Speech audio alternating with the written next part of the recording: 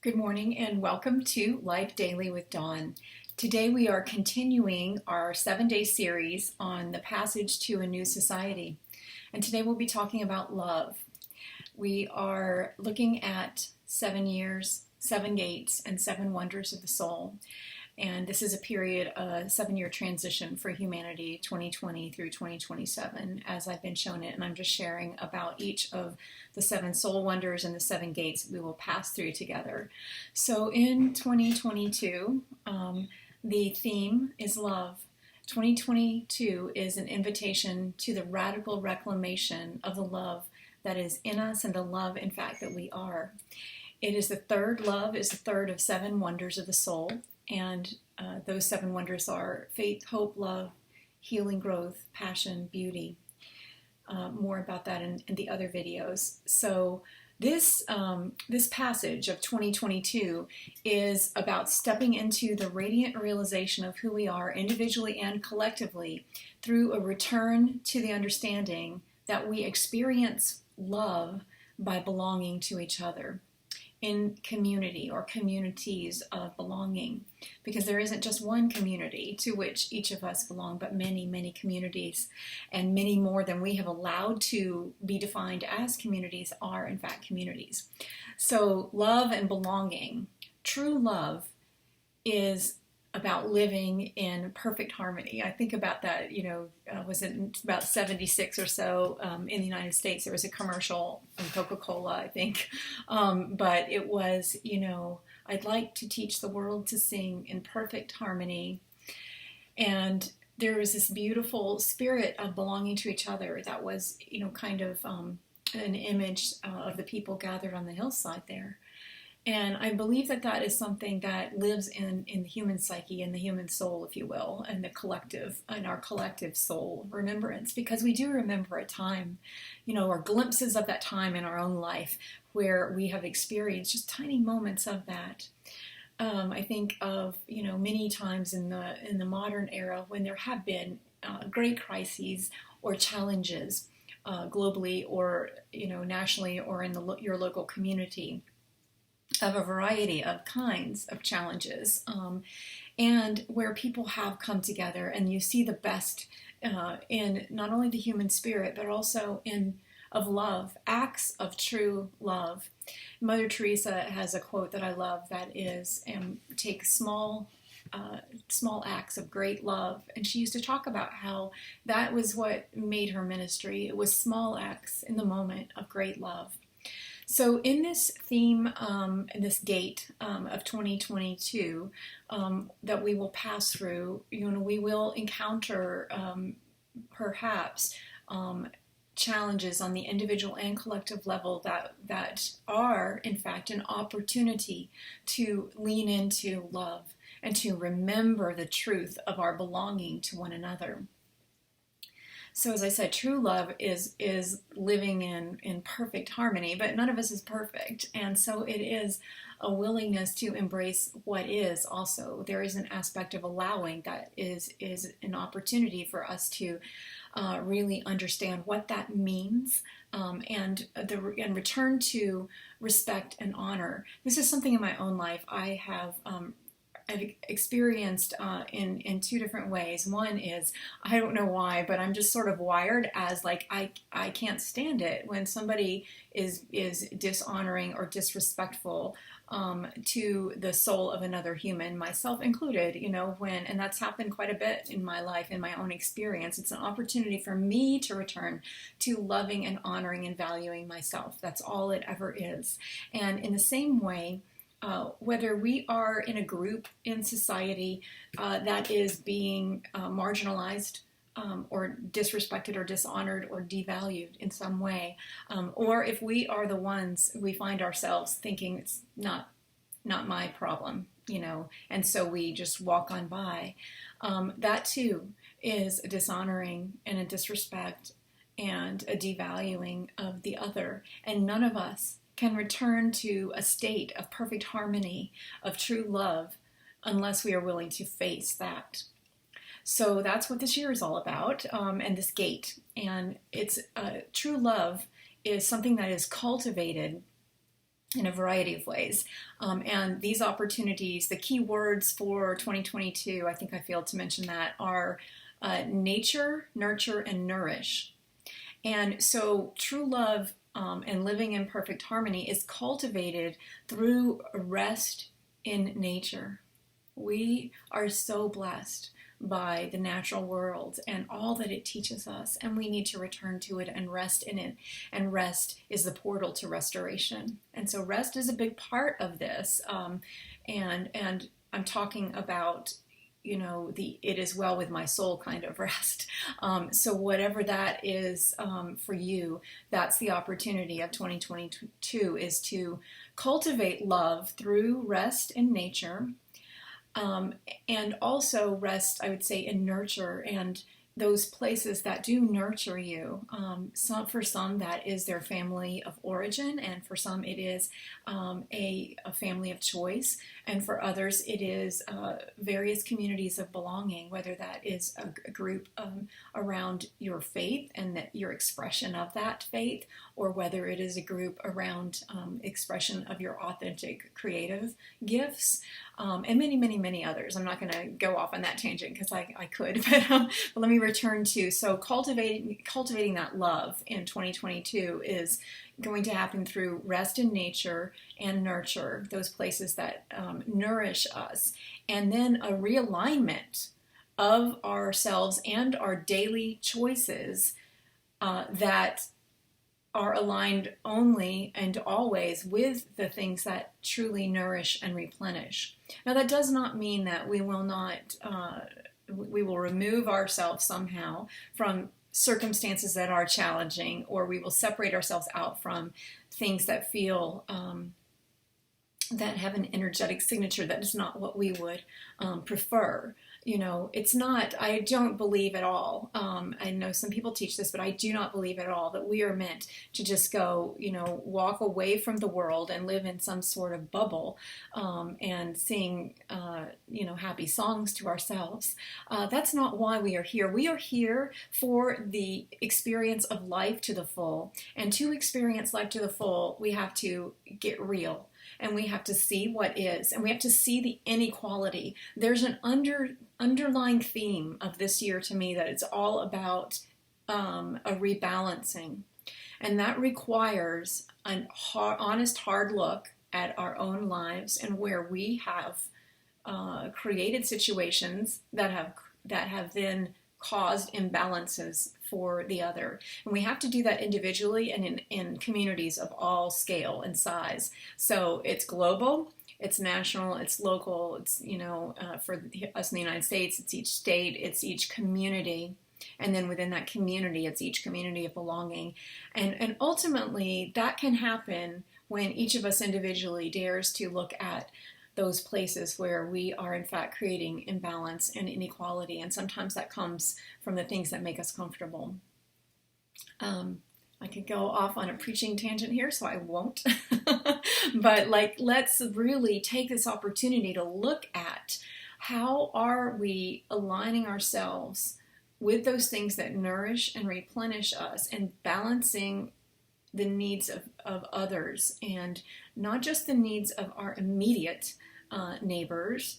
That's a place to start, sure, but to redefine, how to find a whole new way of seeing how it is we see ourselves in relationship to one another, and that to understand that one life, that one light, that one love that is the context. So it's taking that telescope of how we see life and zooming out a bit, and then coming in closer and understanding that it's all the same, and we are made of the same stuff, and that we are here to experience the best, all of us, not just some of us. That's a passion of mine personally, so sorry if I'm being a little overstating there. But so again, return to nature, nurture, and nourishing things, and nourishing experiences, and not only finding those, but also being responsible for creating them and bringing them forth. So how will we find and follow the flow of harmony? Because it's really about harmony and a convergence of all things that are in harmony with the one light, the one life, and the one love, with the highest ideal for humanity and with the highest vision for our own lives. So how are we going to find and follow the flow of harmony? That's the question. How are we going to do that in our own lives? How are we going to do it in our relationships? How are we going to do it for the whole of humanity and in each of the little communities of belonging that as a part of our flow through life that we come in contact with? How will we create communities of belonging? So that's what 2022 is all about. So we want to come to life, to live in full expression, to walk in the way of wholeness, to embrace a whole new way forward that begins with love. Love, the third of the 7 wonders of the soul. Shift from fear, from imbalance, from disharmony to harmony and to perfect love. And how do we do that? There are 3 movements. We move from neglect to attention. We move from absence to presence, and we move from separation and a way of seeing the world as fragmented and separated to integration and to that view that we belong to one another, and we are meant to live in harmony and to create the circumstances that will support the structure of a new society, a new era rich in love. It's our responsibility, each and every one of us. Those of us, who may feel disempowered or unable to change anything, actually have a great deal of influence by the way that we choose to walk through our lives. Because as we are walking in the way of wholeness, we are embodying the foundational belief and structure for a way of being that is about love and belonging to one another, and it is about harmony. And as we make that choice again and again and again and stand by that, then we are having an impact on those around us and the world at large. So let's look at, as I often do, the life of Jesus. There is a parable that's one of the most well-known parables in the New Testament. It's referred to as the Good Samaritan, that's the title that those who wrote down the story gave it. It's not the title that I think Jesus used. But it is a story about belonging to one another.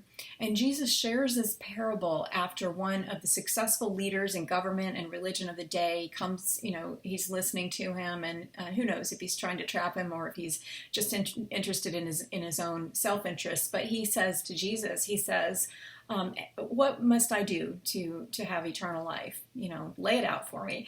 And Jesus says, love the Lord your God with all your heart and with all your soul and with all your strength and with all your mind, and love your neighbor as yourself. Now that last part, Jesus adds to the traditional understanding from the Shema, which is in the Old Testament. And so the people listening to him totally understood, this love the Lord your God with all your heart part. But then Jesus says, and love your neighbor as yourself. And so the leader who was asked this question, who's listening to Jesus, is like, oh, great, okay, check, got it. And then he just comes back and says, and who is my neighbor? It's as if likely that he wants to, kind of just figure out who the right people are, do his good deeds, cash in his reward, right? He wants the ticket to eternal life. And he figures it'll be pretty simple. Like, okay, my neighbors, I can do that. And then Jesus tells this story. It's from Luke chapter 10. This entire dialogue happens right after Jesus has sent out the 72 to go into all the earth. And so Jesus is answering the leader's question, like, who is my neighbor? And Jesus says in reply, a man was going down from Jerusalem to Jericho when he was attacked by robbers. They stripped him of his clothes, beat him, and went away, leaving him half dead. A priest happened to be going down the same road, and when he saw the man, passed by on the other side. So too a Levite, when he came to the place and saw him, passed by on the other side. But a Samaritan, as he traveled, came to where the man was, and when he saw him, took pity on him. He went to him and bandaged his wounds, pouring on oil and wine. Then he put the man on his own donkey, brought him to an inn, and took care of him. The next day he took out 2 denarii, that was the money of the day, and gave them to the innkeeper. He said, "Look after him, and when I return I will reimburse you for any extra expense you may have." Which of these 3 do you think was a neighbor to the man who fell into the hands of the robbers? The expert in the law who had asked the initial question about eternal life says, "The one who had mercy on him." Jesus told him, "Go and do likewise." So, love the Lord your God with all your heart and with all your soul and with all your mind and with all your strength, and love your neighbor as yourself. There is no commandment greater than these, Jesus taught. If you flash to the life of Jesus and toward the end of his life, he's in a room with his disciples, those who he loved most. And, while we see it from our lens as a story of, these 12 followers of Jesus, and we usually leave out a few, but anyway, these 12 followers of Jesus who, walked with him. And it's sort of like, we're watching a movie, right, when we're thinking about it. But think for a moment how Jesus felt. These were his friends. These were the people he laughed with, the people that he broke bread with, the people that he loved. And so they're gathered in a room, and he washes the disciples' feet. He is sat at a table with his very closest friends with pain in his heart because he knows that his friend who is closer than a brother, Judas, would betray him. And then immediately after Judas goes out into the black of night, Jesus he turns to everyone else there, and he says, with his heart breaking, "I'll be with you only a little while longer." He tells them that, they'll look for him, but they won't find him because where he's going, they cannot follow. And so the disciples, imagine for a moment what they must have felt. They've dedicated their lives to this, so their heads are spinning, their hearts are aching. And Jesus says, "A new command I give you. Love one another. As I have loved you, so you must love one another. By this everyone will know that you are my disciples if you love one another." And then as he continues the conversation with them later, before he enters into the Garden of Gethsemane, he says to them, "If you love me, keep my commands, and I will ask the Father, and he will give you another advocate to help you, to be with you forever, the Spirit of truth. The world cannot accept him because it neither sees him nor knows him, but you know him, for he lives with you and will be in you. I will not leave you as orphans. I will come to you. Before long, the world will not see me anymore, but you will see me. Because I live, you also will live. On that day, you will realize that I am in my Father, and you are in me, and I am in you. Whoever has my commands and keeps them is the one who loves me. The one who loves me will be loved by my Father, and I too will love them and show myself to them." And then in chapter 15, as we're getting closer to the crucifixion and the end of Jesus' life, he says to them, "As the Father has loved me, so I have loved you. Now remain in my love. If you keep my commands, you will remain in my love, just as I have kept my Father's commands and remained in his love, and remain in his love. I have told you this, so that my joy may be in you, and that your joy may be complete. My command is this: love each other as I have loved you. Greater love has no man than this, that a man lay down his life for one's friends. You are my friends if you do what I command. I no longer call you servants, because a servant does not know his master's business. Instead, I have called you friends, for everything that I learned from my Father I have made known to you. You did not choose me, but I chose you and appointed you so that you might go and bear fruit that will last, and so that whatever you ask in my name the Father will give you. This is my command: love each other." So our opportunity in this year of transition that will be 2022 is to return to a way of life, of living in perfect harmony, to return to love, and to realign our lives with that love. That can happen as we walk in the way of wholeness, as we embrace a whole new way forward that begins with love, the third of the seven wonders of the soul. I just wanted to make a video today to share the love chapter, 1 Corinthians chapter 13 with you. I was thinking about labor and work and how sometimes those of us who would like to be of service in the world and share our gifts are we are giving a labor of love. And that can be a beautiful gift to the world that sometimes does not necessarily connect in the same way or in the same timing that we would want that to occur. So I just want to share chapter 13 of 1 Corinthians with you today on this Labor Day. Much love to you wherever in the world you are. So 1 Corinthians 13 says this: "If I speak with the tongues of men or angels, but do not have love, I am only a resounding gong or a clanging cymbal. If I have the gift of prophecy and can fathom all mysteries and all knowledge, and if I have faith that can move mountains, but I do not have love, I am nothing.